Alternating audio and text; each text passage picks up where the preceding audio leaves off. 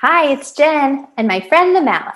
And today we're going to be talking about one of your sneaky sounds. Remember, when you have a sneaky sound in your mouth, you've got to take it and you've got to throw it away. So what's happening right now is you're stuck up here at the top of the mountain, and it's your job to figure out how you can walk down the mountain so you're not stuck anymore.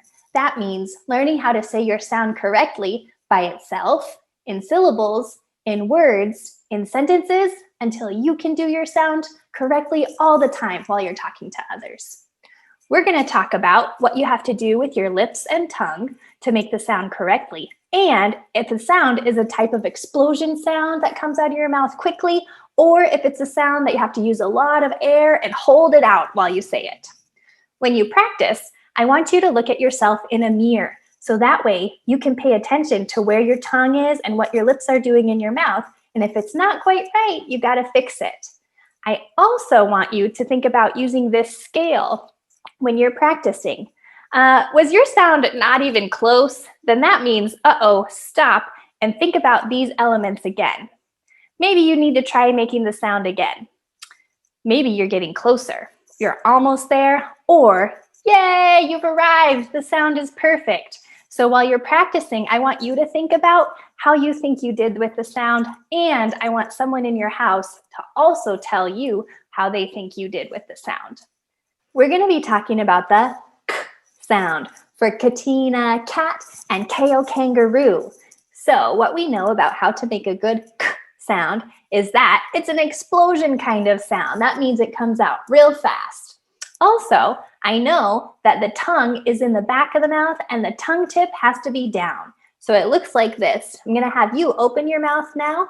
And here's the tip of your tongue, that very front part of your tongue. I want you to make sure you keep it down. Don't let it go up here. All right. And I also want you to think about the sound coming from the back of the mouth here. So sometimes I like to take my 2 fingers and put them on my throat while I do it and go. Did you notice how my mouth stayed open and it didn't close? So if you're having trouble making the sound, you can also think about getting everything in the right position and then trying a cough. Let's do that. Let's open our mouth, put the tongue tip down, and let's try a cough. Right? Eventually, we can shape that into a good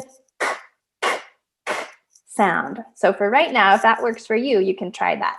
The last thing I want you to try is imagine getting a big squishy jumbo marshmallow, and we're going to put that in our mouth with our tongue tip down. Let's try it. Whatever you do, don't let your jaw close and squish the marshmallow. Let's see if you can do it now. Take your marshmallow. We're going to put it in our mouth.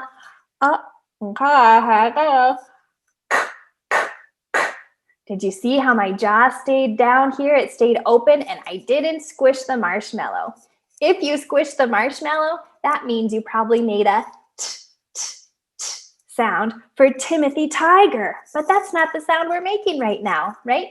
So try all those things. And right now we're going to come down here and make 2 fists. And what we're going to do is we're going to count on our fingers as we go.